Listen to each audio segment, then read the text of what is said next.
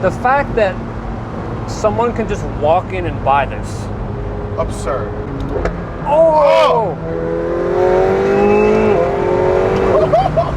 Hey guys, welcome back to my channel. This is a 2020 McLaren 720S Spider. Today we're going to take it out for a drive and see what makes this 720S Spider probably the best open-top supercar experience. Twin turbo V8, blisteringly quick performance. Whole car is a matte clear bra. I believe it has every single carbon fiber option you can get.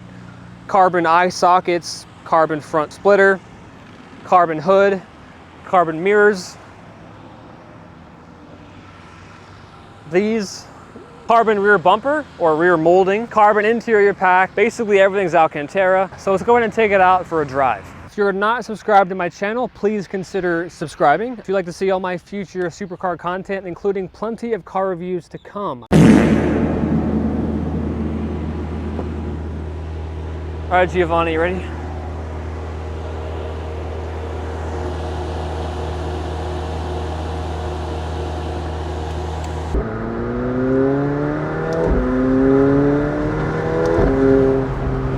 .8-liter twin turbo V8, rated at 710 horsepower, but many of us know that it's a bit underrated. They dyno these cars to be making that at the wheels, basically. So you could say about high 800 horsepower ballpark. Revs to 7,500 RPM, 0 to 60 in 2.6 seconds, 0 to 60 in around 2.5 seconds, 0 to 100 in 5.1 seconds, which is basically just as fast as the Bugatti Veyron, which is crazy to me to think about. I mean, yeah, people, oh, okay, it's been 10 plus years, but just the fact that this is your mid-level supercar, that's, to me, is crazy. 7-speed dual clutch transmission, lightning quick shifts. A couple of changes with the convertible. One of them that I noticed, unless I'm just tripping on bath salt, it seems like the doors open up a bit wider than the coupe, and then also the exhaust crackles are a bit more. Top speed is 212 miles an hour. One of the best parts as well is just the view out is incredible. I can see everything. I can take in everything.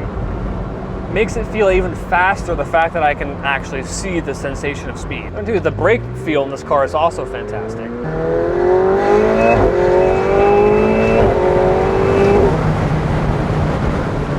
That is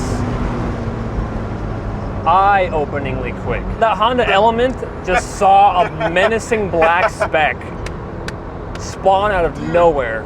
That's the first time since like my first car review that my heart went to my stomach when we were accelerating. Yeah.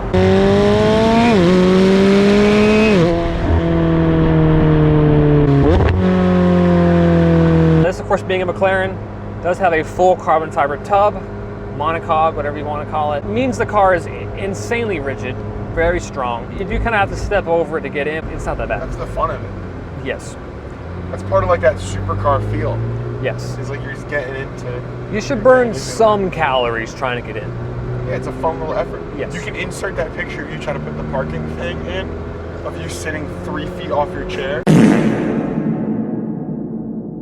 One of the first things you notice in really any McLaren, most of the Super Series models, is the ride comfort, ride quality is probably the best in the industry in terms of just its class of car. I still feel bumps beneath me. It's not a Rolls Royce like some people claim. It doesn't beat you up at all, and this isn't even comfort mode. Being a McLaren, you have 2 different drive settings to choose from, so you can kind of customize your driving style to your liking. You have your handling settings and your performance settings. Handling, of course, is suspension. Performance setting is like your gearbox and a few other things. It's just nice that you can have full control over them separately. A lot of cars are kind of stuck with one or the other. This, you can have the more comfy ride, but the quicker transmission. It glides. Yeah, the dampers are so nice in this car. Test the bumps, test the bumps. Let's put it in. Oh, whoa! See what I mean? Okay.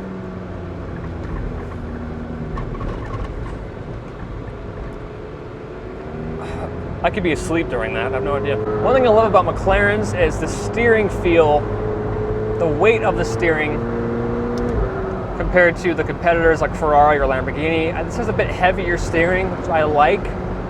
Requires a bit more input when it comes to cornering. Track mode Screen comes down, never gets old. It's after 60 was when McLaren's really shine. Everything else, 0 to 60 is all kind of similar. It's after that is when McLaren's just take off. Little third gear pull. So we got everything in track. Gear changes are a bit more aggressive, not too aggressive like in, say, a Lambo with Corsa mode. Suspension's been stiffened up a little bit. Second gear pull from 40. Oh, that's 102. All right. No need for Adderall. Now there is a bit of turbo lag. I wouldn't say it's as noticeable as in the 650S, previous generation, but it is there. This, speed-wise, it's pretty much on par with, and maybe even faster than an F8, definitely faster than a Huracan. And this has a sort of hypercar feeling to it. Like, it feels almost like a hypercar on the road. Just like these, the way these kind of, whatever you call these kind of vents that stick out here, like a whole foot next to me. It just makes the car feel more of an event. Yeah, track mode's definitely stiffer. Oh gosh. Oh wow. Oh. Dude. The fact that someone can just walk in and buy this. Absurd. I'll give you some beans. Oh!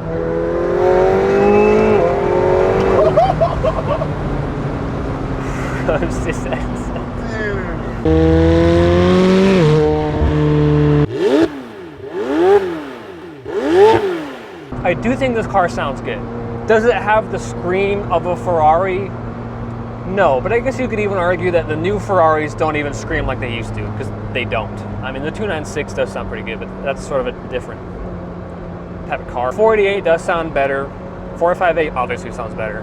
Huracan sounds amazing, but it does still have a nice tone to it. Having that open top, that more visceral experience, it is hard to beat in a supercar. And it is a folding hardtop. Top goes up in 11 seconds, up to like 30-ish miles an hour. In some ways, it actually looks more exotic than the coupe. Visibility out the sides is okay. Out the back, because it's a convertible, I mean, if you're tall enough, maybe it helps a little bit, but you know, you got some blind spots. In here, it's a very spacious cabin. It's the most spacious in this class of exotic. Bowers & Wilkins sound system, improved iris system. Of course, being a McLaren, what's also is nice is there's a few little things, touches here and there that make the car a bit more intuitive and usable every day. You can pull or push a paddle to change gears. So say you're, I don't know, on a phone call, or like we said, eating bull testicle behind the wheel, eating Krispy Kreme. You know, if you're eating bull testicles, you know, it's a very good and nice system. When you're eating bull. Don't say we said that, bro. You said that shit. Don't say we. We didn't say that. Placing this car is insanely easy. I mean, like I said, you can see out so well. The car only weighs 108 pounds more than the coupe, which compared, what? This car only weighs 108 pounds. It feels like that. Compared to the competitors, coupe versus Spyder, that is the least amount of weight added in its class. All right, putting the top up, because it is too hot. Takes 11 seconds. Yeah! Come on, boy! Yeah! Roof up, back window down, bringing all that noise. I just feel like I can't really, as I'm accelerating in a McLaren, I can't really smile as much because I feel like I'm just focused on not dying. I can smile once I've found out that I'm not dying and we survived the pull. That's when I can start laughing. Oh! Oh! That was over so fast. It's a crazy, I think, crazy bargain. This car between, say, 240,000 and 320, depending on the spec, Spyder coupe. Regardless, it's a lot of car for the money, a lot of performance for the money. Thank you guys so much for watching. If you liked the video, give it a thumbs up, subscribe to my channel down below, and I will see you guys in the next one.